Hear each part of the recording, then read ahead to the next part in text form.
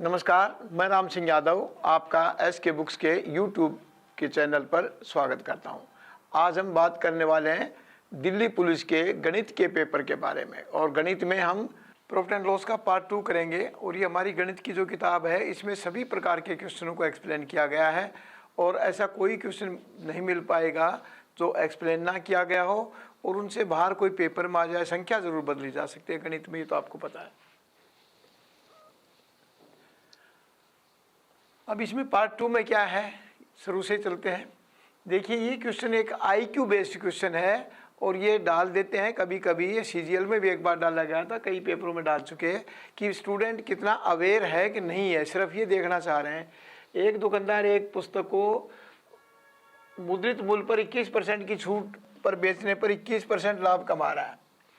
तो पुस्तक के क्रय मूल्य और विक्रय मूल्य का अनुपात क्या है। अब इसमें चाहे वो 21% की छूट देके 21% लाभ कमाए, चाहे 40% की छूट देके कमाए, चाहे 5% की छूट देके कमाए, लाभ तो उसका 21% है। और क्रय मूल्य से लाभ का रेशियो पूछा है, तो क्रय मूल्य से और विक्रय मूल्य का रेशियो क्या होगा, 100:121। क्योंकि लाभ को पर बेचने का मतलब है 100 रुपये की चीज़ को 121 में बेचेगा। और यहाँ तो कुछ भी लिख सकता है, सिर्फ ये कंफ्यूज करने के लिए कि 21% छूट देकर 21% लाभ कमा रहा है। तो उसमें बच्चा क्या समझेगा कि पता नहीं इसकी 21 का क्या रोल है। इसका कोई रोल नहीं है इसमें क्या है, अरुणा एक पुस्तक को एक निश्चित मूल्य, वस्तु को निश्चित मूल्य पर बेचती है यदि वह उसे उसके विक्रय मूल्य के 3/5 पर बेचती है। यानी 3/5 का मतलब हुआ 60%। और कब बेच रही है,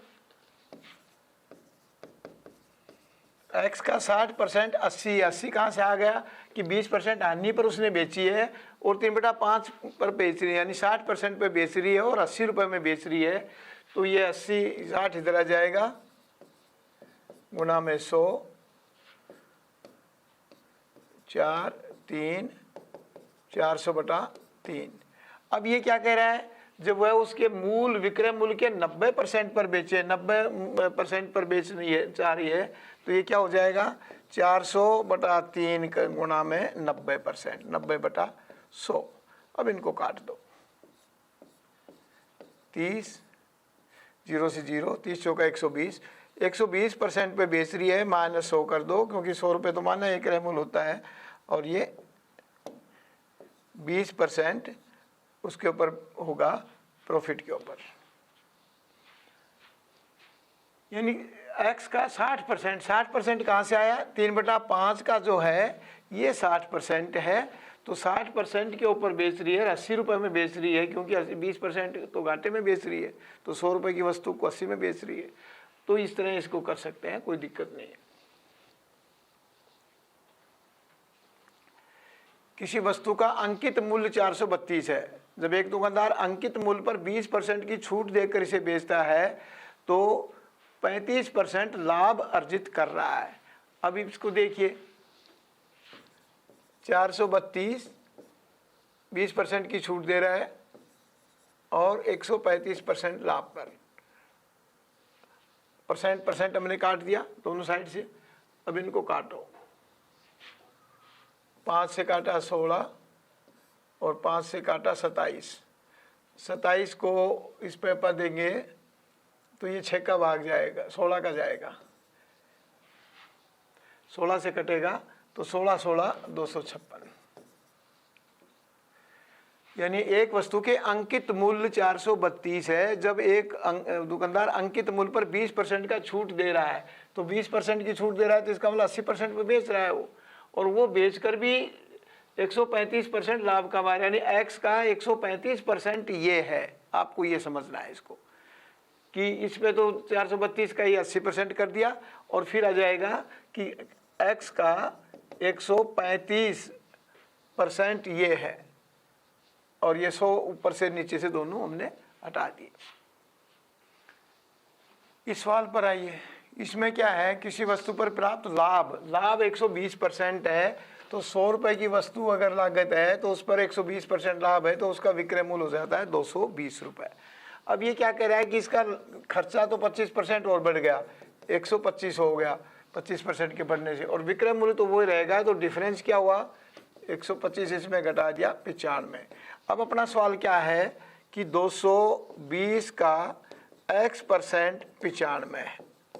अब ये 220 यहाँ ले आए, गुणा में 100, एक जीरो से एक जीरो काट दिया। अब इस जीरो को हम काटेंगे नहीं, क्योंकि 10 से गुणा करना आसान हो जाता है। किसी भी संख्या का 5 से करने में अपने गुणा करना पड़ेगा, एक स्टेप अपना कम हो जाता है। तो अब अपना ये हो गया 950/22, यानी 950 पर 22 का भाग देना है। तो 22 चौका 88, 4 पर गया, 7 बच गई, 5 तारे 22, ये 66, 3 गया। अब अपना 43 एक में ही पूरा है, तो आगे दशमलव तो है, पर ये दशमलव कह रहा है कि कोई ज़रूरत नहीं है निकटतम के उस पर जाने की। तो अपना ये उत्तर आ गया सी, यानी 220 इस पर लाभ है, विक्रय मूल्य है, 120% लाभ है। तो ये 95 का डिफरेंस आ जाएगा, क्योंकि ये खर्चा बढ़ गया है। तो 220 का x% 95 है, बस ये करना है। और यहाँ इसको काटना नहीं है कि इसको भी 11 को काटने लग जाओ, क्योंकि ये ध्यान रखो कि जीरो अगर नीचे या ऊपर है वो अपनी असेट है, वो टाइम सेविंग डिवाइस है एक तरह से। तो इसको यहाँ 11 और 5 से काटना नहीं है, क्योंकि फिर इसका 5 से गुणा करना पड़ेगा। अब गुणा नहीं करना पड़ा, उठा के एक जीरो रख दिया।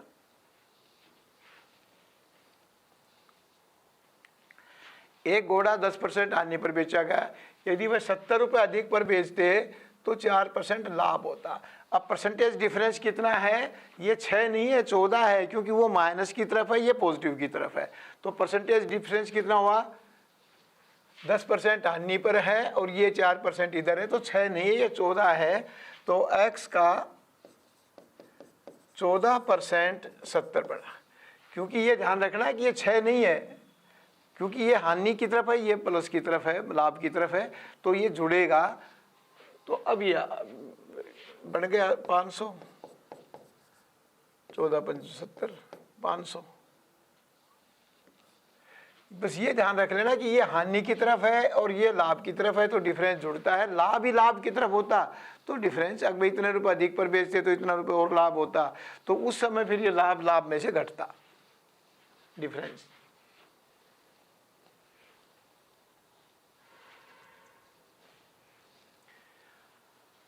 अब ये क्वेश्चन भी आते हैं, इसमें क्या है कि एक त्रुटिपूर्ण बाट का प्रयोग कर लेते हैं। ये क्वेश्चन बनाते हैं, करते भी होंगे किसी टाइम में कोई, पर अब तो कोई नहीं करता, इलेक्ट्रॉनिक्स की घड़ी वो आ गई हैं। पर एक क्वेश्चन बना रखा है तो अपने को क्वेश्चन तो करना ही है। इसमें क्या है कि जो इसमें 500 ग्राम के स्थान पर 450 ग्राम का बाट का यूज किया है, तो 50 ग्राम की इसने त्रुटि की है।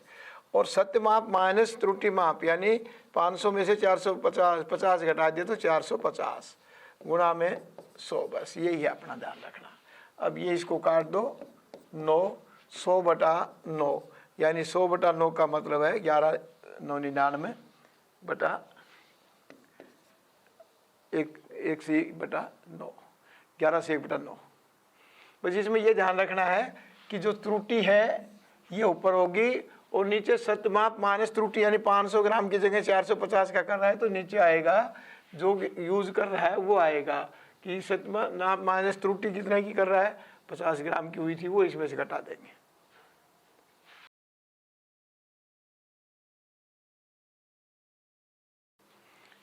एक दुकानदार अपने ग्राहक को 10% की छूट देता है, फिर भी 20% लाभ कमाता है। तदनुसार उसका अंकित मूल्य कितना होगा, ये जिसकी लागत 450 है।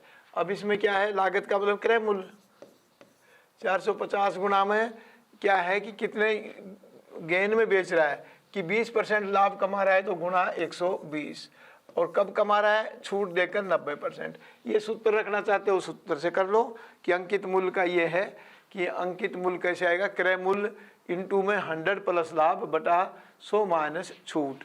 इस या ऐसे सीधा कर लो कि 450 का 120% चाह रहा है, वो 20% लाभ कमा रहा है, कब कमाना चाह रहा है कि उसका 90% ही लेने के बाद, तो इसका कर दिया 5, 12 पंजो 60, 600 आएगा।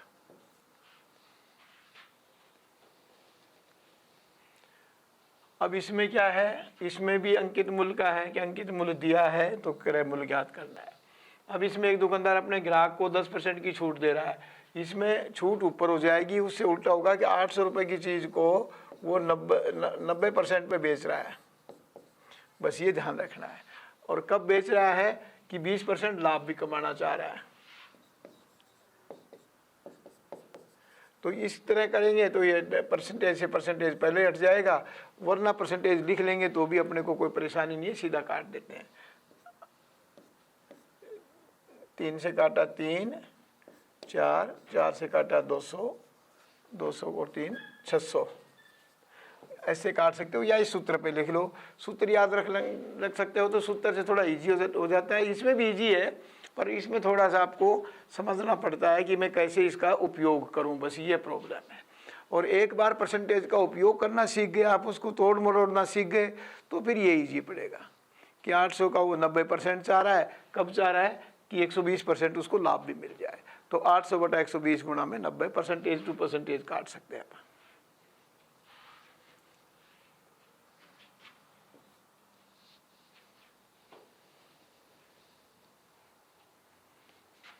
एक व्यापारी अपने वस्तु का अंकित मूल्य क्रय मूल्य से 30% अधिक रखता है, यानी वो ये मान रहा है कि 100 रुपये की वस्तु का वो रख रहा है 130 रुपये, और अपने ग्राहक को 10% की छूट देता है, यानी इसका फिर 90% वो लेना चाहता है।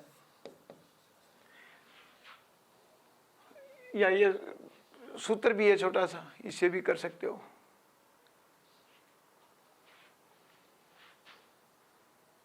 ये सूत्र तो यहाँ का नहीं, तो इसमें क्या आ जाएगा, 0 से 0 काट दिया और ये 17 पर 117 हो गया, तो 117 का मतलब 100 का निकाल दिया, लाभ आ गया।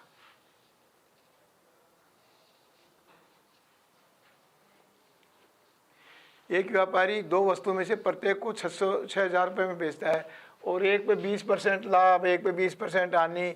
तो इसमें याद रखना कि परसेंटेज इंटू परसेंटेज बटा 100, इनको काट दो, और ये हमेशा माइनस आएगा, बस ये ध्यान रख लेना, कभी ये पॉजिटिव नहीं होगा कि 4% है, 10% है तो 10 गुणा 10, 1% की हानि, 20% है तो 20 गुणा 20, 4% की हानि। तो ये ध्यान रखना कि इसमें हमेशा परसेंटेज इंटू परसेंटेज होता है, और ये हमेशा नेगेशन में जाएगा, हानि में जाएगा। ये क्या है, चक्रवर्ती ब्याज की तरह के क्वेश्चन हैं। ये लाभ हानि में भी आ जाते हैं कि भाई तो एक 3 हाथों में से कोई चीज़ भी निकली तो पहले को ये मिला, दूसरे को ये मिला, तीसरे को ये मिला, और इसमें वैसे डाल दिया कि भाई एक निवेश के रूप में, या पहले ने 10% हानि पर दी, दूसरे ने 10% लाभ पर दी, तीसरे ने और 10% लाभ पर दिया उसको। तो इस तरह इसका होता है। तो वही चक्रवर्ती ब्याज का है, 5,000 गुणा में पहली दफ़ा क्या है 10% का घाटा, यानी 90 बटा 100, फिर 10% का और 20% का लाभ, 110 बटा 100 गुणा में 120 बटा 100, 3, 4, 5, 6, 2, 4, 6, ये 3, 4, 5, 6 ही अपनी नीचे थी, तो अब इनको कर दो। 9 गुणा में 5 गुणा में 11 गुणा में 12। अब इसको ऐसे क्या करो कि ऐसे गुणा हो तो एक साथ मत करो, इनको ऐसे रूप में ले लो कि एक में 0 बन जाए। अब बन रहा है 12 गुणा में 5 का अपन बना सकते हैं, तो 12 गुणा 5 हो गया 60। अब 60 का हम 11 9 99 से गुणा करेंगे, तो 99 से 60 का गुणा करेंगे तो केवल 6 का ही करना है, 0 तो मैंने बताया था कि वैसे रख देंगे। तो 9 से की 54 का 4 असल 5, 9 से की 54 से 5 59, 5940 रुपये का उसको मिश्र धन प्राप्त होगा एक तरह से। और ये पूछ रहा है केवल लाभ, तो 5000 इसमें से घटा दो, 940 लाभ आ जाएगा। ये इसमें ये पशु के रूप में भी कर सकते हैं। एक व्यक्ति ने एक गाड़ी दूसरे को दी, दूसरे ने तीसरे को, या कोई पशु एक को दिया, उसने दूसरे को, उसने तीसरे को। तो इस टाइप के क्वेश्चनों में अगर माइनस हो रहा है तो माइनस कर ले, घाटा हो रहा है तो, या हानि पर बेच रहा है तो, और लाभ पर बेच रहा है तो प्लस करना है, ये ध्यान रखना है इसमें। हाँ, ये क्वेश्चन बहुत आते हैं, इनके बारे में अच्छी तरह समझ लो। इसमें क्या करना है आपने, 5 रुपये एक साइड में कर लो, 5 रुपये के 6 और 6 रुपये के 5।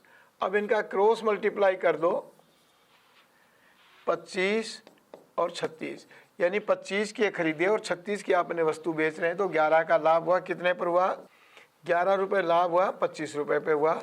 और गुणा में 100 कर दें। 25 चौका 100, 4 से कट गया और ये आ गया 44%।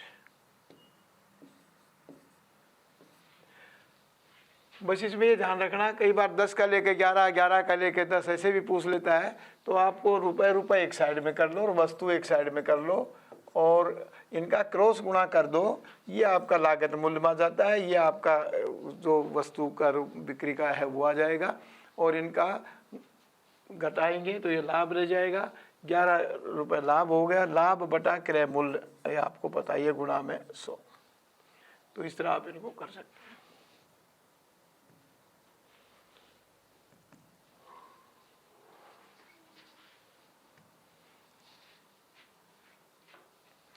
देखिए, मैंने आपको पहले भी बताया था कि मैं हर एक टॉपिक के बाद एक क्वेश्चन आपके लिए छोड़ता हूँ, टेस्ट योर एबिलिटी के नाम से। इसमें आपको देखना है कि मैं कैसे करूँ इसको।